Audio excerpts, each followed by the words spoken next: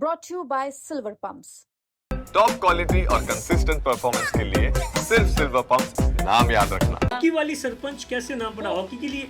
मैंने ये देखा कि गांव में लड़कियां हैं जो खेलना चाहती हैं लेकिन अभावों की वजह से वो नहीं खेल पा रही हैं, तो फिर उनको लड़कियों के लिए तो आज भी चैलेंज होता है, बहुत ज्यादा चैलेंजिंग है। घर वाले मतलब बाहर नहीं भेजते। मतलब सबसे बड़ा चैलेंज तो हम देखते हैं कि क्या अगर उसके अंदर क्वालिटी भी है, वो जिला लेवल पर खेल लेती है तो स्टेट लेवल पर जाना नहीं ऐसा पॉसिबल है। केबीसी बहुत अच्छा मूवमेंट कैसे था। मतलब कैसे आपको फर्स्ट टाइम कैसे पता चला कि हाँ मुझे केबीसी में जाना है?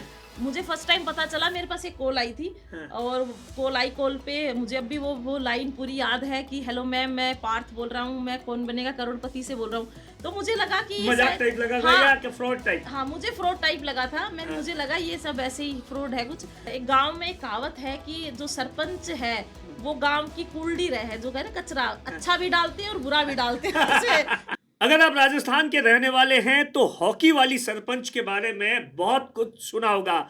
आज हमारे साथ में मौजूद है, उनसे हम जानेंगे, क्योंकि हाल ही के अंदर जो राजस्थान के अंदर वित्त मंत्री दिया कुमारी ने एक बजट पेश किया था, उसमें राजस्थान के 1000 गांवों में जो बर्तन की जो बैंक बनाने की बात की थी, वो जो आइडिया था वो सरपंच नीरू यादव का था।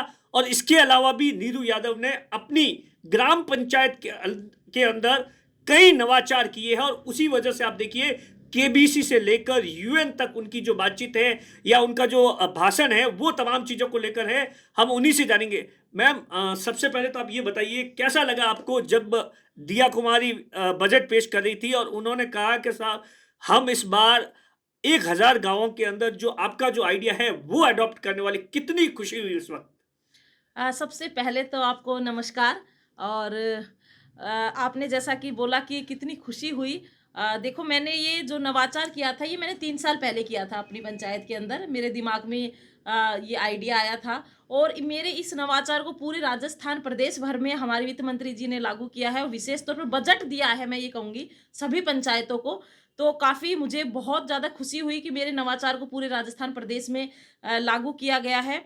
और जब बजट पूर्व परामर्श बैठक में मुझे आमंत्रित किया गया था, तब मैंने अपने इस नवाचार के बारे में बताया था और मैंने ये सुझाव रखा था हमारे माननीय मुख्यमंत्री जी के सामने, वित्त मंत्री जी के सामने, पंचायती राज मंत्री जी के सामने, कि कैसे हम अपनी पंचायतों को साफ सुथरा रखने के लिए, प्लास्टिक वेस्ट को जनरेट होने से बचाने के लिए मैंने अपनी पंचायत में नवाचार किया। और ये पूरे अगर प्रदेश भर में लागू होता है तो कैसे हम प्लास्टिक वेस्ट को जनरेट होने से बचा सकते हैं।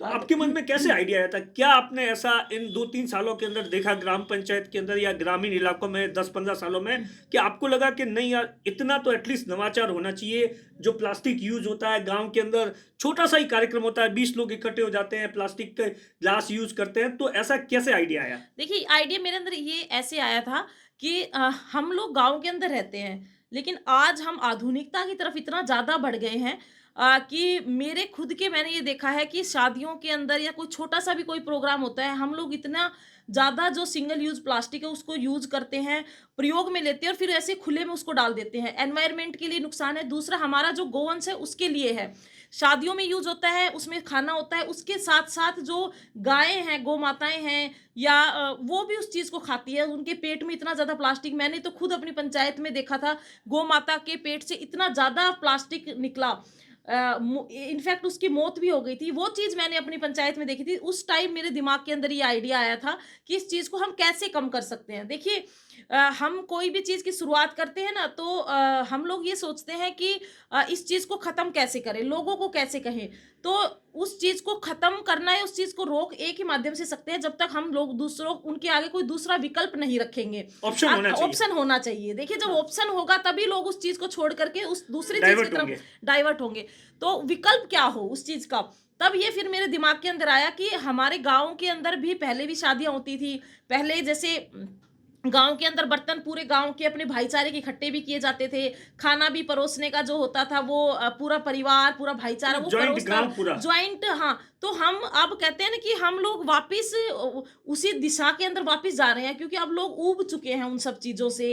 चाहे खेती की बात करें अगर हम लोग, तो यूरिया कितनी भी आदमी, अब लोग वापस उसी दौर के अंदर जा रहे हैं। तब मेरे दिमाग में ये आया और फिर मैंने कहा एक बार हमें कुछ चीज़ों के में बदलाव अगर लाने हैं तो हमें एक छोटे-छोटे कदम चलने पड़ेंगे। हम एकदम एक छलांग में पूरा रास्ता तय नहीं कर सकते।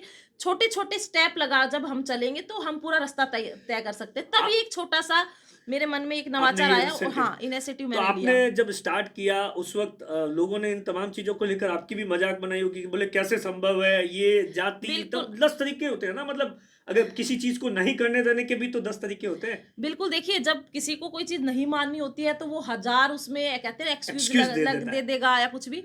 तो मेरे को भी ऐसी आई थी कि नहीं ऐसे बोलिए ये चीज़ तो चलेगी नहीं, कैसे चलेगी? लेकिन उसके लिए क्या है कि हमें लोगों को समझाना पड़ा, उनसे बात करनी पड़ी, उनको बताया। बहुत से लोग ऐसे हैं जिनको ये चीज़ वास्तव में बहुत अच्छी लगी और उन्होंने ये बोला भी कि नहीं अच्छा है क्योंकि देखिए जब हम स्टील के बर्तन में खाना परोसते हैं तो वो कितना अच्छा लगता है। एक तो परोसते हैं, शुद्धता का भी एक इसमें रहता है। दूसरा एक इसमें बचत भी होती है। हम लोग पूरा क्या हिसाब नहीं लगाते। हम लोग सिर्फ़ ये सोचते हैं बस ठीक है टाइम बच जाए, खाया, फटाफट उसको डस्टबिन में उठाया, बाहर ले जा कर के और उसको जला दिया। लेकिन एनवायरनमेंट पे अभी लोग इस चीज़ को महसूस कर रहे हैं। अभी आपने देखा पीछे टेम्परेचर कितना ज़्यादा था और इस साल उससे भी ज़्यादा होने वाला है। एनवायरनमेंट पर्यावरण किसको नहीं चाहिए? तो वो सब चीज़ें जब लोगों को हमने समझाई, बताई तो बहुत से लोगों ने उस चीज़ को अप्लाई भी किया अपने तो धीरे-धीरे ये बदलाव आया। तो अभी आप कैसे मैनेज कर रही है एक गाँव के अंदर ग्राम पंचायत के अंदर क्या सिस्टम आपने बना रखा है? कितने बर्तन हैं और कितना मतलब ऑकेजनली जैसे साल में कितनी बार लोग इसको यूज़ कर लेते हैं?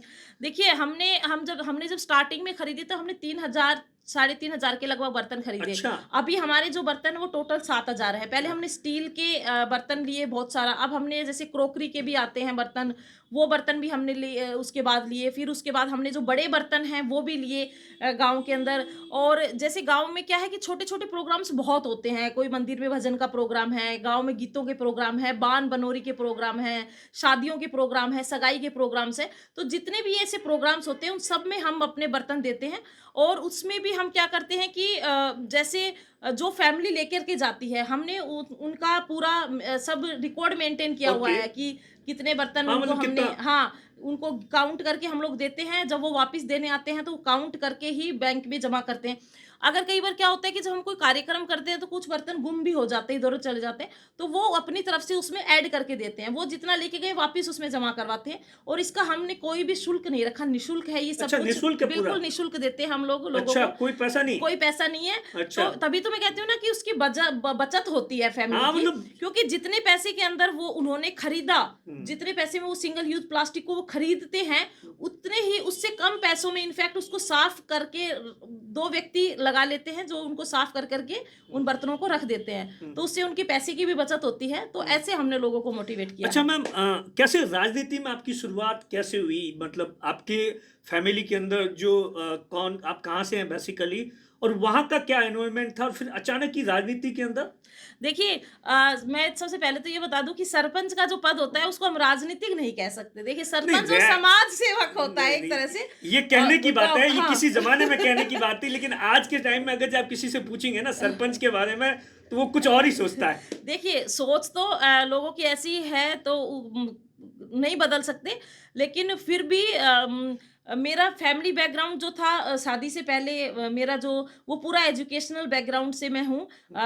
सभी एजुकेशन लाइन में हैं मेरे जो मायके पक्ष के लोग हैं और उसके बाद शादी करके मैं गाँव में आई तो मैं नारनौल एक तो आप सिटी में रही थी। एजुकेशन से आती है, तो आपने कभी सोचा नहीं आपके भी तो सपने होंगे ना जब पढ़ रही होंगी, एमएससी या जो भी की होगी, तो उस वक़्त आपने भी सोचा होगा कि हाँ, मैं भी कोई लेक्चरर बनूँगी या कुछ हो देखिए बिल्कुल जब पढ़ते थे तब तो यही था कि एजुकेशन फील्ड में ही जाना है। लेकिन जब शादी हुई गांव में आई उसके बाद घर परिवार की जिम्मेदारियां आ गई और बच्चा हुआ मेरे उसके बाद फिर जब गांव में रही तो फिर उस समय मैंने गांव का माहौल देखा थोड़ा क्योंकि हरियाणा के गांव में और राजस्थान की ढाणियों में मुझे काफ़ी फ़र्क काफ़ी डिफरेंस जो है वो लगा। तो उस समय मेरे दिमाग के अंदर ये चीज़ आई कि मेरे को भी जो है सरपंच का बड़ा महत्व होता है। उस समय गांव में देखा कि सरपंच को लोग छोटी-छोटी समस्याएँ लेकर के जाते हैं, गांव में कितना चेंजमेंट एक सरपंच ला सकता है। इंसान पढ़ा लिखा होकर के एक अच्छी जॉब के अंदर है, उस समय भी वो एक बदलाव कुछ ला सकता है। लेकिन मेरा मानना ये है कि जब आप गाँव के मुखिया जब आप होते हो, तो आपके पास एक अथॉरिटी पावर ऐसी होती है कि आपकी बातों को लोग सुनते भी हैं, आप एक नवाचार कुछ अच्छा अपनी गाँव अमल के में भी लिए लाते हैं। हाँ, उस चीज़ को आप कर सकते हो। तो उस चीज़ को ध्यान में रखते हुए फिर एक मैंने एक डिफरेंस बहुत ये देखा महिलाओं को लेकर के, क्योंकि मेरी पंचायत में बहुत सी महिलाएँ थी जो जब से गाँव तब से सर पे पानी वो भर रही थी। दूसरा, उनकी वो अपनी बातें नहीं रखती थी खुल कर के सामने। तो मुझे लगा कि जब मैं गाँव में हूँ तो मुझे इनकी आवाज़ बनना चाहिए। इनकी समस्याएँ ये अपनी इनके अंदर भी वो एक आत्मविश्वास पैदा हो कि इनको भी ये लगे कि हमारी मुखिया जो है वो एक महिला है और हमारे बात हमारे हमारे मुद्दों के लिए खड़ी होती है, बात करती है। तो इस चीज़ को लेकर के फिर मैंने चुनाव लड़ने की सोची थी। तो आमतौर पर तो ये होता है कि महिला जब घर पे बताती है कि साहब मैं नेतागिरी में या पॉलिटिक्स या सरपंच बनना चाहती हूँ, तो घर वाले भी उसके लिए सहमत नहीं होते। तो आपने जब पहली बार कहा तो परिवार के लोगों का क्या रिएक्शन था, हस्बैंड का क्या रिएक्शन था, या जो बाकी जो लोग थे उनका क्या रिएक्शन था? देखिए, परिवार का रिएक्शन ये था, जब मैंने घर में बताया था ये इस चीज़ को लेकर के, तो मेरी फैमिली ने मुझे सपोर्ट किया काफ़ी, और हस्बैंड ने भी सपोर्ट किया। मेरे जो ससुर हैं उन्होंने भी सपोर्ट किया कि चलो, क्योंकि उनको विश्वास था कि हमारी बहू पढ़ी लिखी है और अगर सरपंच बनती है तो जाहिर सी बात है कुछ अच्छा ही बदलाव गाँव के अंदर लेके आएगी, एक अच्छा एग्जाम्पल सेट करेगी।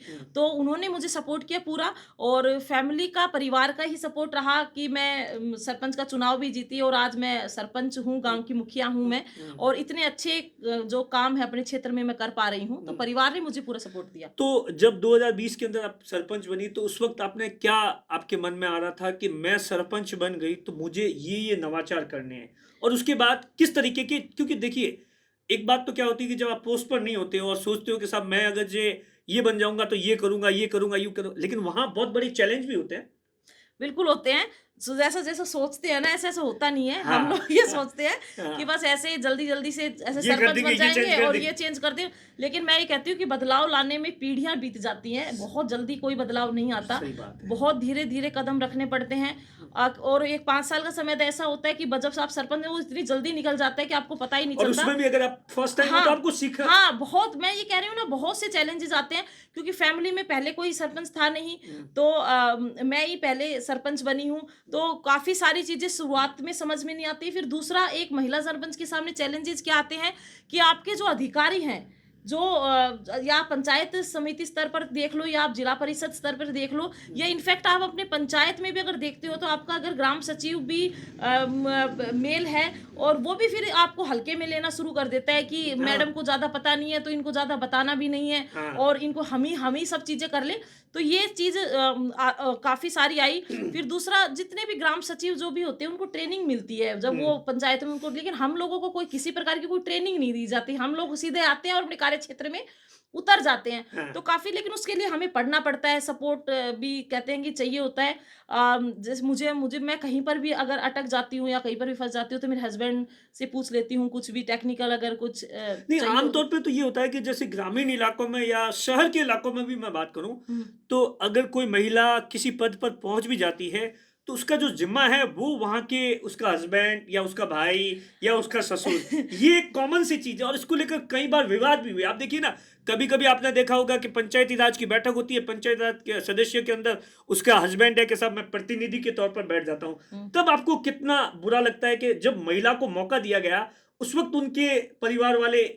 देखो, ऐसा है, पंचायत स्तर का जो चुनाव है वो एक ऐसा चुनाव है जिसके अंदर आपके परिवार में अगर ज्यादातर तो तैयारी ये करते हैं कि पुरुष ही करते हैं कि हाँ। हम लोग ही सरपंच बने। आपको तो नंबर ही नहीं आने देते। नंबर ही तब आने देते हैं जब आपके पास महिला सीट आ जाती है, तब वो कोई महिला का नंबर आने देते हैं। और जब वो नंबर आ जाता है तब वो सोचते हैं, घर के परिवार के जो पुरुष हैं वो ही ये महत्वाकांक्षा रखते हैं कि हम लोग जो हैं पंचायत को चलाएंगे। और जब वो महिला पंचायत को चलाने लगती है, काम करने लगती है, तो सबसे पहला विरोध जो आता है वो परिवार से ही शुरू हो जाता है। आपका परिवार ही आपके सही खिलाफ बात, हो जाता है। सही बात। क्योंकि ये एक, आज भी हमारा समाज जो है पुरुष प्रधान है। और ये, मैं ये नहीं कह रही कि सिर्फ भारत के अंदर ही ऐसा है, जो संयुक्त राष्ट्र संघ न्यूयॉर्क में हम लोग हमारी जो UN वाली। यूएन वाली जो कॉन्फ्रेंस थी, उसमें मुद्दा ही यही था कि भारत के अंदर पंचायती राज में महिला जनप्रतिनिधि कैसे काम करती हैं, चैलेंज कैसे वही तो उस मंच पे बताता हूँ। हमारे अंदर बड़ा ये था कि इतने बड़े मंच पे कैसे, तो वहां जाकर पता लगा कि ये सिर्फ अपने भारत में ही नहीं, सभी जगहों पे पूरे विश्व के अंदर ये है कि पुरुष प्रधान, पूरा विश्व ही पुरुष प्रधान है। तो महिलाओं को अपने आप को प्रूव करने के लिए कदम ज्यादा अपने कहते हैं कि चलना पड़ता है अपने आप को प्रूव करने के लिए। तो मेरे साथ भी ये सब चीजें हुई हैं। परिवार में से भी विरोध होना शुरू हुआ।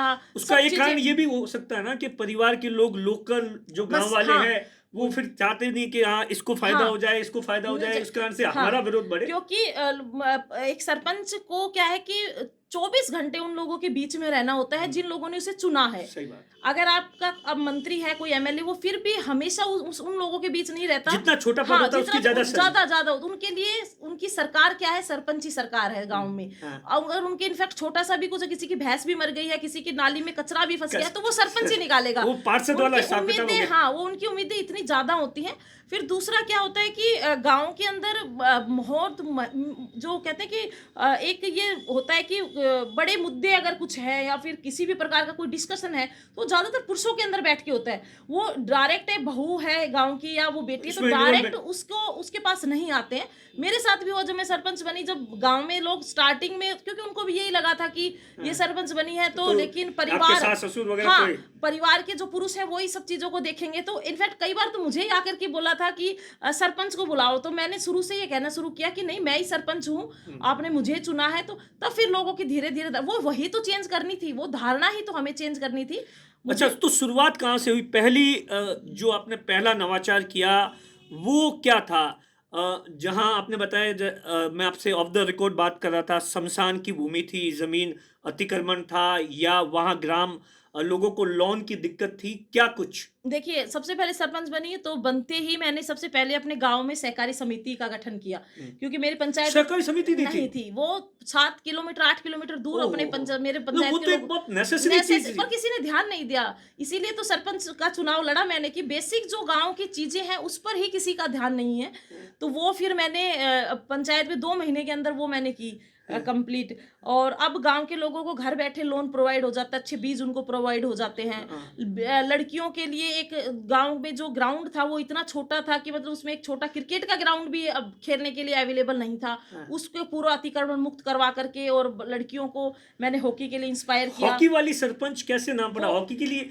ऐसा है कि हॉकी आपका पहले ही फेवरेट गेम था जब आप स्कूल के अंदर थी, और उसके बाद में जब देखा कि हाँ बच्चियों के साथ में, तो और ज्यादा थोड़ा लगाव हो गया? और ज्यादा लगा हुआ। मैंने ये देखा कि गांव में लड़कियां हैं जो खेलना चाहती हैं, लेकिन अभावों की वजह से वो नहीं खेल पा रही हैं। तो फिर उनको लड़कियों के लिए तो आज भी चैलेंज होता है, बहुत ज्यादा चैलेंज है। घर वाले मतलब बाहर नहीं भेजते। मतलब सबसे बड़ा चैलेंज तो हम देखते हैं कि हाँ, अगर उसके अंदर क्वालिटी भी है, वो जिला लेवल पर खेल लेती है, तो स्टेट लेवल पर जाना नहीं ऐसा पॉसिबल है, बहुत ज्यादा है। देखिए, लड़कियों को बाहर निकालना और लड़कियों के साथ कोई इनिशिएटिव लेकर के आगे बढ़ना बहुत ज़्यादा चैलेंजिंग होता है। आप अगर कभी देखेंगे कि फैमिली में अगर 2 बेटियां भी हैं या 1 बेटी भी है, तो उसकी भी जिम्मेदारी, उनकी सिक्योरिटी की जिम्मेदारी बहुत ज़्यादा होती है। हम लोग तो, मैं तो फिर भी इतने बेटियों को साथ लेकर के चल रही हूँ, उनको आगे बढ़ाने का काम कर रही हूँ। तो ये एक मेरा मेन मुद्दा ये था कि ऐसी प्रतिभाएं जो गांव के अंदर हैं वो दबनी नहीं चाहिए, विशेष तौर पर अभावों की वजह से तो बिल्कुल भी नहीं। तो उन लड़कियों को फिर बाहर निकाल के उनको ग्राउंड तक लाना, उनके पेरेंट्स को मनाना, फिर स्पोर्ट्स में आपको पता है छोटे कपड़े पहन के खेलना होता है, लोगों की मानसिकता को चेंज करना है कि स्पोर्ट्स के अंदर भी जाकर की बच्चियाँ अच्छा कुछ कर सकती हैं, मुकाम हासिल कर सकती हैं। अब ये सब प्रयास मैंने किया। मुझे पता है मुझे मेरे सामने बहुत सारे चैलेंजेस आए। सबसे चैलेंज तो पैसे, फंड का आता है बहुत ज्यादा। फंड कहाँ से? मतलब फंड, ये बहुत बड़ा। हाँ, मैंने अपना, मेरे को देखो जो सरपंच का मुझे मानदेय मिलता है वो मैंने पूरा उन बच्चियों के लिए डोनेट कर रखा है। वो जो भी है मेरा, मैं सब उसी में लगाती हूँ। फिर कुछ जन सहयोग से किया, कुछ लोग भी सपोर्ट भी करते हैं। हाँ, कुछ लोगों ने सपोर्ट भी किया है। मेरा एनजीओ है आदित्रि फाउंडेशन, उसके माध्यम से भी मैंने किया है। फिर दूसरा, जैसे अभी मेरी पंचायत की में से एक लड़की जो है वो नेशनल भी खेल ली है, एक लड़की स्टेट खेल के आई है अभी हनुमानगढ़, अभी 3 लड़कियां हैं जो पंचकुला खेलने के लिए जा रही हैं। तो देखो, जब मैं मुझे ये लगता है जब बच्चियां बाहर निकलेगी, उनमें कॉन्फिडेंस है, उनको देख करके और भी लड़कियां आएंगी कि उससे हम तो ये लोग होता है ना कि अगर गांव के अंदर या एक घर के अंदर एक जो बेटी होती है वो हाँ, सरकारी नौकरी लग जाती लग है तो जाते पूरा गांव होता है वो हाँ, देखता है कि नहीं मेरी बेटी भी। मेरी बेटी भी कर सकती है। बिल्कुल, वो एक एग्जाम्पल सेट करना है हाँ, कि स्पोर्ट्स में भी बेटियां हैं जो जा सकते हैं, और हमारे गांव की बेटियां। और सबसे बड़ी बात भी, जो ये जितनी भी लड़कियां मेरे पास खेलती हैं वो सभी जो है किसान वर्ग की, मजदूर वर्ग की लड़कियां हैं, जिनके बीपीएल परिवार की बच्चियां हैं, जिनके पेरेंट्स में दिहाड़ी मजदूरी करते हैं, ऐसे परिवार की बच्चियां जो है वो खेलती हैं। अच्छा, क्या चैलेंज लगता है आपको कि ग्रामीण इलाकों में अपने 5 साल पूरे होने को है कि गांव के अंदर चेंज लाने के लिए सरकार को, सरपंच को ऐसा कौन सा पावर जो उसके पास में नहीं है होना चाहिए? आपको क्या लगता है कि क्या ये पावर एटलीस्ट सरपंच के पास होना चाहिए थोड़ा बहुत? देखिए, गांव के अंदर क्या है कि सरपंच के पास, जैसे सबसे बड़ा चैलेंज जो आता है एक सरपंच के पास, वो सबसे बड़ा चैलेंज बजट का आता है। क्योंकि बजट को ऐसे डिवाइड किया हुआ है कि आपको इतना फंड जो है वो उस में पानी की उसमें लगाना, इतना फंड आपको नालियों में लगाना, इतना फंड आपको सड़कों में लगाना, इतना फंड आपको, वो हमें कहते हैं कि एक सरपंच को फ्री मिलना चाहिए। उसको देखना चाहिए कि उसकी पंचायत के अंदर ये चीजें हैं।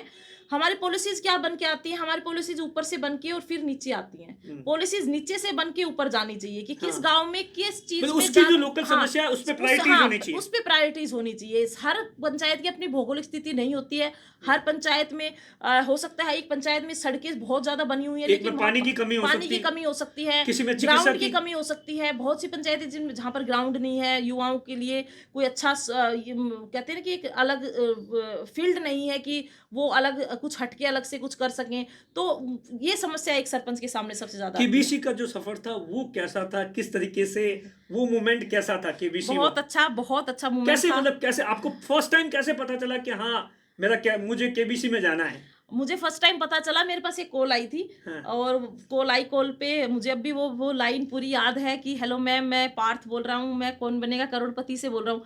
तो मुझे लगा कि ये मजाक शायद, टाइप लगा था हाँ, या कि फ्रॉड टाइप? हाँ, मुझे फ्रॉड टाइप लगा था। हाँ, मुझे लगा ये सब ऐसे ही फ्रॉड है कुछ। हाँ, और फिर मैंने कहा बताइए, तो बोले कि ऐसे ऐसे आप देखती हैं। मैंने कहा हाँ, मैंने पहले देखते थे, बहुत देखते थे, अभी थोड़ा टाइम नहीं लगता तो नहीं देखते। आप आना चाहती हैं? मैंने कहा बिल्कुल आना चाहती हूँ मैं। तो बोले ठीक है, हम आपसे बात करें, आप कब फ्री होंगे? तो उस टाइम मैं कुछ काम से जयपुर आई हुई थी। मैंने कहा अभी मैं मंडे तक फ्री होंगी, तो मैं आपको मंडे को 11 बजे कॉल करता हूँ। मैंने कहा ठीक है। उसके बाद मुझे लगा ये फ्रॉड कॉल तो आनी नहीं है, लेकिन 10 बजे 10:30 बजे मेरे पास कॉल आई। उस टाइम मैं अपने पंचायत घर थी, फोन आया कि हम आपसे 11 बजे वीडियो कॉल बात करें, मैम आप फ्री हो जाना तब तक। फिर मेरी बात हुई, फिर धीरे धीरे स्टेप टू स्टेप जो चीज़ें चली, तब मुझे लगा कि नहीं, ये फेक नहीं है, ये वास्तव में सच है। और मुझे इनवाइट किया जा रहा है केबीसी में। और क्योंकि वो भी एक कहते हैं ना कि नेशनल प्लेटफॉर्म से वो ये बताना चाहते हैं कि आज हमारे ग्रामीण परिवेश में, ग्रामीण भारत के अंदर कुछ महिलाएं ऐसी, मतलब किस प्रकार से अपने नेतृत्व से गांव की दशा और दिशा को बदल रही दिया हैं। है। वो एक बहुत अच्छा प्लेटफॉर्म है। क्योंकि मेरा मानना ये है कि महिलाओं को ऐसा मौका बहुत कम मिलता है जब वो अपने आप को प्रूव कर पाती हैं। तो उस प्लेटफॉर्म पे जब मैं ये कहती हूँ, जो हमारे जितने भी सरपंच साथी हैं, उन्होंने अगर वो एपिसोड देखा है तो उनके अंदर एक ऊर्जा आती है कि हम लोगों को भी मौका मिला है। महिला जनप्रतिनिधियों के लिए विशेष तौर पर ये चीज़ है। उनको ये लगता है कि हमें भी मौका मिला है और हम भी बहुत कुछ अलग कर सकते हैं। क्योंकि 5 साल का समय तो निकल जाता है, लेकिन आपके द्वारा जो कुछ किए याद गए याद काम है ना, वो जिंदगी भर रहते हैं। और ऐसे मौके हमें बार बार नहीं मिलते। और जिसको भी मिलते हैं, मैं ये कहती हूँ कि उसको उसका पूरा भरपूर फायदा उठाना चाहिए और जितना वो कर सकते हैं उनको करना चाहिए। केबीसी की कौन सी याद है, एक कौन सा मोमेंट जो अभी भी आपको याद आता है? सबसे अच्छा मोमेंट तो मुझे वो याद आता है जब अमिताभ बच्चन जी स्पेशल मिलने के लिए रूम में आए और उन्होंने बोला कि आपके साथ अब मैं खेलूंगा कौन बनेगा करोड़पति। और उस हॉट सीट पे जब मैं बैठी ना, और मतलब हाँ उस हॉट सीट पे बैठना ही मैं कहती हूँ बहुत बड़ी बात है। हमने तो जब कौन बने करोड़पति शुरू हुआ था, जब शायद हम 5th-6th क्लास में पढ़ते थे और उस समय देखते थे, तो कभी ये सोचा नहीं था कि उस हॉट सीट पे बैठने का मौका भी मिलेगा। मतलब तो आपके तो जो भाई बहन या परिवार के लोग हैं उन्होंने तो बहुत प्राउड होगा बहुत ज्यादा। उस वक्त, तो उन्हें लगा होगा कि बोले कहाँ, नहीं तो बोले कहाँ इस नहीं, उनको ही नहीं, बल्कि मेरे पंचायत में देखिए 3 गांव आते हैं। लांबी, अहीर मेरी पंचायत हेडक्वार्टर है, सहड़ गांव है, एक कानसिंहपुरा गांव है। हाँ। तीनों ही गांव के लोगों को बहुत प्राउड फील हुआ था कि मतलब हमारे गांव की सरपंच उस हॉट सीट पर बैठी है। लोगों ने कहते हैं ना कि अब तो मोबाइल का इतना वो आ गया कि हाँ। टीवी रिचार्ज ही नहीं करते, लोगों ने टीवी रिचार्ज किया ये देखने के लिए अरे! कि हमारी सरपंच। मुझे लोग मिलते हैं, बोलते हैं, अभी मैं आज ही कल ही मैं कुलधरा गई थी, वहां पर भी एक हाँ। आइसक्रीम के ठेले वाले ने बोला, मैम आपका चेहरा थोड़ा देखा देखा नहीं, प्राउड। हाँ लग रहा है, और आपको मैंने कौन बने करोड़पति तो गांव के लोगों के लिए तो बहुत, वो जब बताते हैं कहीं पर भी, कोई गांव का बेंगलोर में काम करता है, कोई जो है दिल्ली में काम करते हैं, तो वो कहते हैं कि जब हमारे सामने ऐसी बात आती है कि लांबी हीर आपका है, तो हमें बड़ा प्राउड फील होता है कि हम हाथ ऊपर मतलब ऐसे बोलते हैं कि जी मेरे गांव की सरपंच है, वो हमारे पास बहुत कॉल आए कि आपकी सरपंच हॉट सीट पर बैठी है, तो उनको भी बहुत गर्व तो आप महसूस हुआ है। सरपंच बनने के बाद में आपके परिवार वालों की शिकायत नहीं रही कि हाँ टाइम नहीं दे पाती, बच्चा जी। बच्चा कितना बड़ा है? बच्चे मेरे 2 हैं, बेटी मेरी 4 साल की है, बेटी मेरी जब मैं सरपंच बनी उसके नेक्स्ट डे ही मुझे बेटी हुई थी। ओह! तो मेरे लिए तो डबल अच्छा। चैलेंजिंग रहा, सिजेरियन हुई मुझे बेटी, तो बच्चे को भी सँभालना, साथ में हेल्थ इश्यू और उसके बाद पंचायत को भी देखना, तो मेरे लिए बहुत चैलेंजिंग रहा। मैं बहुत सी मीटिंगों में भी मैं अपनी बच्ची को साथ गया, साइट वगैरह पे भी जाती तो मेरी बेटी साथ लेके गई हूँ मैं। तो वो रहा, बेटा मेरा है वो मेरा 10 साल का है, तो वो शिकायत कर रहा होगा कि हाँ, समय नहीं होता, मम्मी भी शिकायत करती हैं, फैमिली में भी शिकायत रहती है, लेकिन मैं पूरा प्रयास करती हूँ सब जगह पहुँचने की। तो आमतौर थोड़ा पर तो मैम देखिए ना, सरपंच को लेकर एक और कंट्रोवर्सी चलती है कि आज के समय के अंदर सरपंच है वो बड़ी बड़ी गाड़ियां उपयोग लेते हैं, भ्रष्टाचार के बहुत आरोप लगते हैं, उनके बारे में क्या कुछ कहना चाहेंगे आप? देखिए ये एक गाँव में एक कहावत है कि जो सरपंच है, वो गाँव की कुलडीर है, जो कहते हैं ना कचरा, अच्छा भी डालते हैं और बुरा भी डालते हैं उसमें, ये कहावत है मतलब। तो आरोप भी लगते हैं और बड़ाइयाँ भी मिलती है, तारीफ भी होती है, सब तरीके की चीज़ें।